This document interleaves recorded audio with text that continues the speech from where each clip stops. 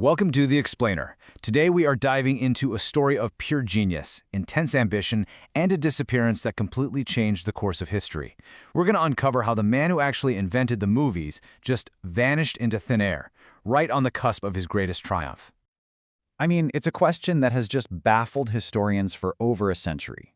This is the story of Louis Le Prince, a man who was literally about to reveal an invention that would define the modern world, who stepped onto a train and was just never seen or heard from again. All right, so let's set the scene. The date is September 16th, 1890. The Industrial Revolution is in full swing, brand new inventions are changing life every single day, and this frantic, high-stakes race is on to be the first person to capture life in motion. He was supposed to be meeting friends in Paris. This was the final leg of his journey before heading to a huge public debut in New York City. But he never showed up. No body, no luggage, not a single person saw him get off the train. Somewhere on that short trip from Dijon to Paris, Louis Le Prince just ceased to exist. So, you might be asking, why does a disappearance from way back in 1890 still matter today? Well, because the world didn't just lose a man. It lost the true father of cinema at the exact moment he was ready to take his bow. You see, Le Prince had this amazing combination of skills that really set him apart. He wasn't just some mechanic tinkering in a workshop. He had studied chemistry and optics. He learned photography from the absolute legend, Louis Daguerre. And he had the soul of an artist. This mix of art and science gave him a perspective that none of his rivals could even touch. And Le Prince totally understood this fundamental principle. He knew that if he could just capture at least 10 still pictures per second, our brains would stitch them together and see fluid movement. This scientific idea was the bedrock of his entire quest. Now, his process was that classic inventor trial and error. First, he built this absolute beast of a machine, a camera with 16 different lenses. But the pictures it took were all jittery and weird. So he quickly figured out that the secret was a single unified point of view. And that led him directly to his big breakthrough.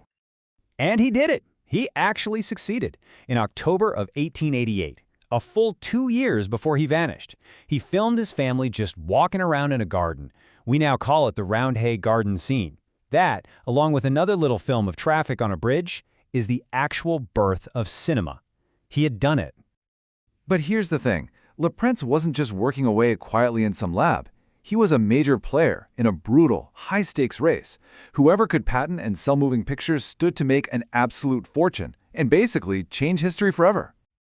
And this part is so crucial because Le Prince's whole vision was completely different from his main rivals. For Le Prince, this invention was a gift to humanity. For Thomas Edison, it was an industry to be conquered and controlled. Their motivations could not have been more opposite.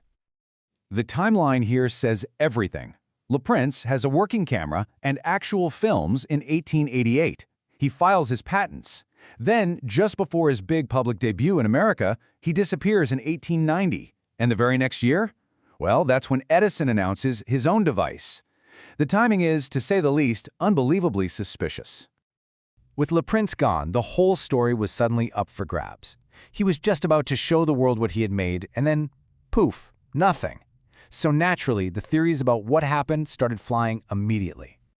Okay, so let's walk through the main possibilities. Could it have been suicide over money problems? Seems pretty unlikely for a guy that close to a massive success. What about a fight with his brother Albert, the last person to see him? Well, their family said they were super close. A random mugging? It's possible, I guess, but what happened to his luggage? And that leaves us with the most explosive theory of all. Industrial espionage, maybe even murder, orchestrated by his biggest rival, Thomas Edison. Le Prince's wife, Lizzie, certainly believed the rivalry was at the heart of it all. In fact, she was the first person to publicly point a finger at Edison. She knew her husband's vision wasn't just about making cool movies. As you can see from this quote, he thought his invention could be a powerful tool for world peace. The stakes, for him, were just enormous. And believe it or not, the story gets even darker. 10 years later, Le Prince's son, Adolphe, was the star witness in a lawsuit trying to prove his father invented movies before Edison. Just weeks after he testified, he was found shot to death while out duck hunting. The death was ruled suspicious, and the family was absolutely convinced it was a second murder, all tied back to the invention. So you see, the point is that Leprince's vanishing act wasn't just some personal tragedy.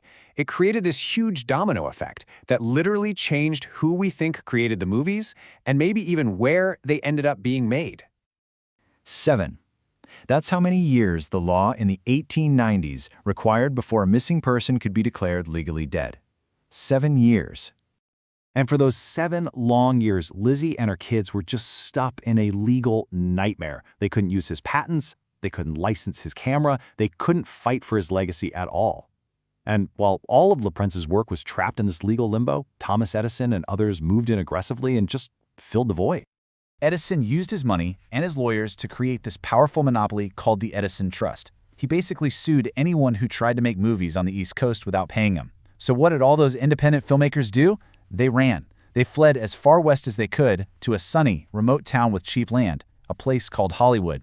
It's kind of crazy, but in a tragic way, the whole fight over Leprince's legacy is what helped create the movie capital of the world. And that really just leaves us with this one last question. For almost 100 years, history books said Thomas Edison or the Lumiere brothers invented cinema. Louis Leprince was just a footnote, a ghost in the machine. And while his name is slowly, finally being restored, his story is just this stark reminder that history isn't always written by the person who had the idea first, but sometimes it's written by the one who's left standing to tell the tale.